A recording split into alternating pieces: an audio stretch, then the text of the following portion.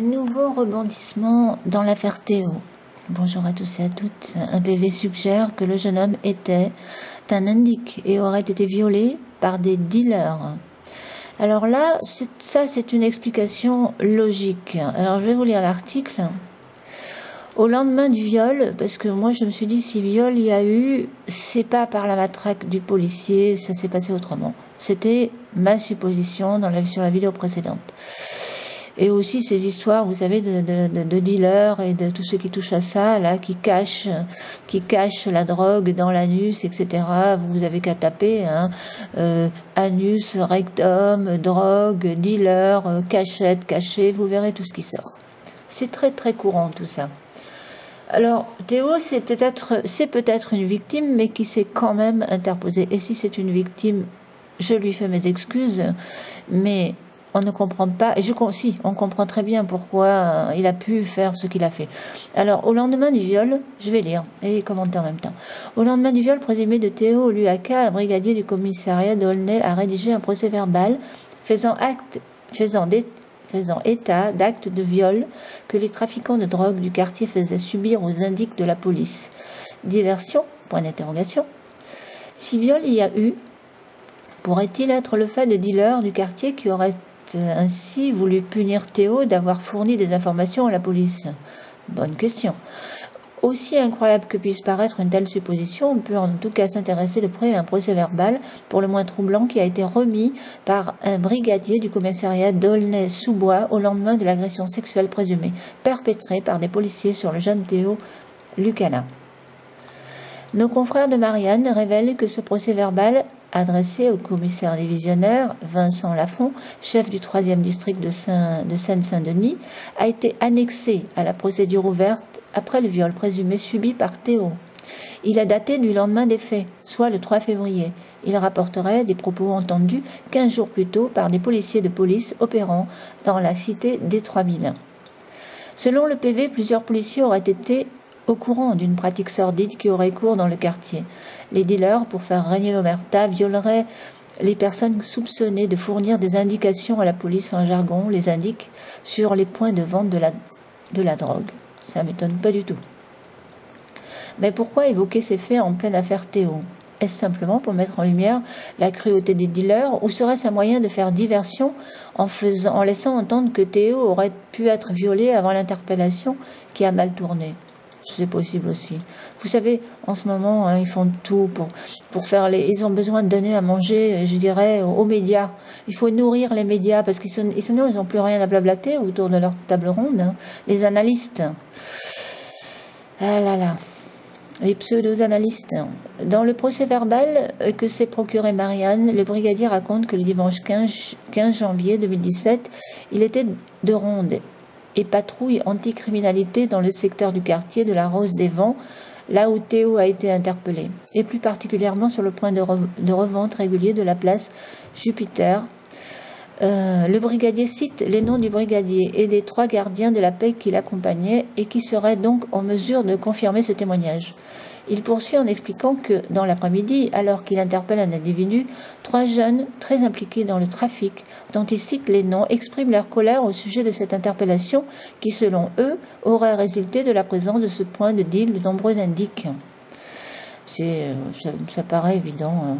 Particulièrement remontés, les trois jeunes auraient alors raconté au brigadier que plusieurs indiques avaient été fouettés et sodomisés à l'aide d'un manche à balai. C'est horrible. Une technique de torture visant à obtenir des aveux sur leur collaboration avec la police. Sur le coup, j'ai cru qu'il s'agissait d'une méthode d'intimidation afin que les différents services de police ne tentent plus d'obtenir des renseignements auprès des individus présents sur ce point de deal, poursuit le brigadier dans son procès-verbal, avant de conclure par une phrase pour le moins ambiguë, rédigée à toutes fins utiles. Oui, évidemment. Ouais. Quand on sait que Théo s'est retrouvé à l'hôpital avec une plaie importante à l'anus et que de sérieux éléments mettent en cause un policier présent sur les lieux et qui l'aurait sodomisé à l'aide d'une matraque télescopique lors de son interpellation, Ces précisions apportées par le procès-verbal du brigadier semblaient clairement sous-entendre que le jeune homme aurait pu avoir été violé antérieurement par des dealers de sa cité qui le soupçonnaient d'être un indique. De nouveaux éléments et qui ajoutent encore de la confusion à ce dossier déjà houleux, qui indigne l'opinion, use les claviers d'ordinateur et provoque de nombreux mouvements de contestation violents partout en France contre les brutalités policières. Alors, le 23, bon, les brutalités policières, moi je vous assure que je crois que si les policiers deviennent brutaux, c'est que ça ne doit pas être évident de travailler dans ces conditions. Parce que si vous regardez un peu, je vous dis là, vous montre un petit peu tout ça. Alors, attaque des policiers au couteau et ressort libre du tribunal. Super, hein, voilà.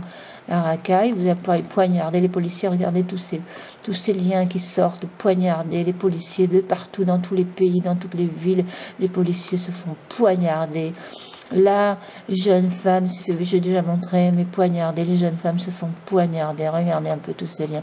Jeunes hommes qui se font poignarder, et ça poignarde à tout va, c'est ahurissant. Lycéens poignardés. Alors, qu'il y a des policiers qui deviennent un petit peu violents parce qu'ils pètent les plombs, moi je crois qu'on peut les comprendre quand même. Ils ont des circonstances atténuantes. Maintenant, si réellement ça s'est passé comme ça, à ce moment-là, évidemment, je continue à lire, là je finis ça. Le 23 février, le Parisien révélait par ailleurs que le frère de Théo, Lu Anka Michael, faisait l'objet d'une enquête du parquet de Bobigny pour abus de confiance et escroquerie. Ouais. En cause, une association dans ce montant dont ce dernier est le président. Ah oui, alors les 380 000 euros détournés, ça c'est...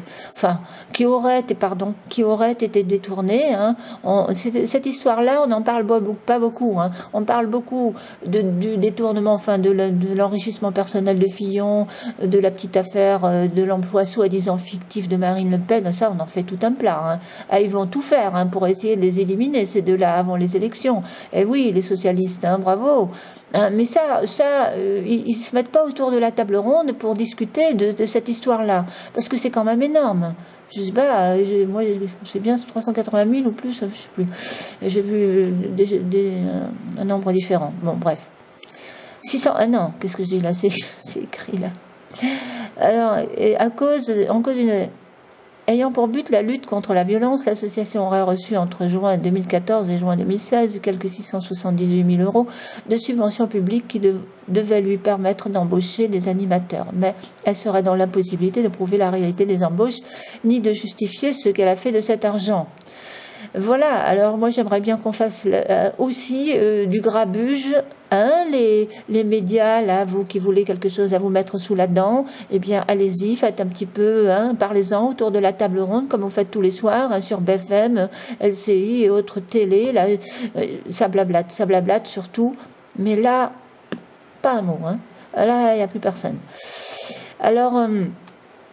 oui, alors voilà ce que je voulais dire. Si Théo, bah, c'est tout simple, hein, ce qui s'est passé à mon avis, c'est que si ça s'est passé comme ça, je dis bien si ça s'est passé comme ça, eh bien Théo, il n'a pas voulu se faire examiner curieusement tout de suite après, il paraît qu'il a refusé un examen médical tout de suite après. C'est bizarre, non, aussi ça, alors qu'il saignait et tout, qu'il était blessé, soi-disant.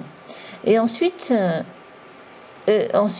bah, il a eu peur, Théo, tout simplement. Il a eu peur de se faire buter, hein, pour employer les termes dans ces quartiers. Ben, ils se butent mutuellement. Hein, celui qui devient indique, si jamais ils savent que c'est pour un petit peu les dissuader, je pense, de livrer des informations à la police. Ben, ils leur font ces traitements-là. C'est pas du tout impossible. C'est pas du tout impossible qu'ils ont fait ça à Théo et qu'il avait peur. C'est pour ça qu'il a refusé l'examen, parce qu'il a dû se dire ça va se voir, mais de toute façon il savait qu'il ne pouvait pas échapper à un examen, parce que comme il a accusé le policier, il s'est dit je ne peux pas accuser mon dealer, parce que si j'accuse mon dealer, je vais me faire buter.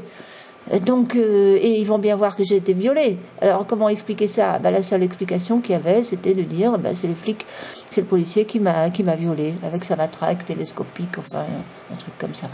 Voilà. Moi, voilà. ben là, de toute façon, on verra bien, hein. Il y aura peut-être de nouveaux rebondissements dans cette affaire. Je voulais juste relayer cette information parce que je crois que c'est important. Je n'ai pas pour habitude de bloquer sur un anus, hein, mais là, je pense que c'est important parce qu'on en a fait une affaire d'État. Ok, alors que sur plein d'autres affaires, on n'en fait pas une affaire d'État. Et on entend aussi, parallèlement, j'ai lu donc un article qui dit que Théo et sa famille fait partie d'une famille ministérielle au Congo, une histoire comme ça. Oh, alors là, attendez, oh, c'est énorme là, c'est énorme.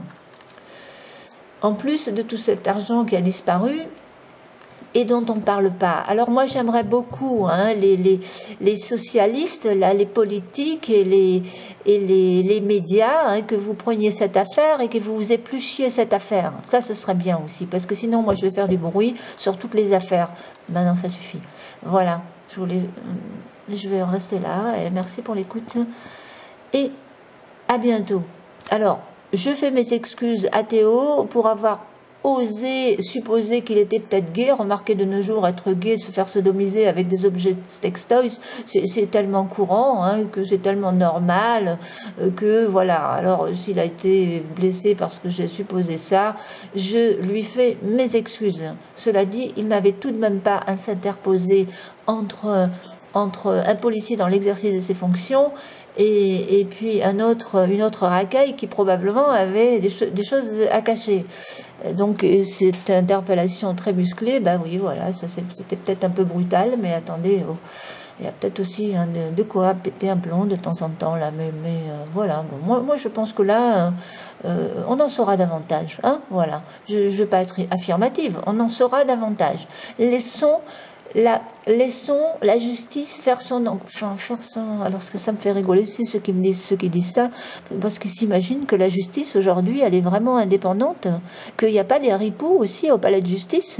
Non, mais vous plaisantez là ou quoi, hein? Alors quand j'entends les socialistes dire laissons le travail, laissons la justice faire son travail, bien sûr, bien sûr.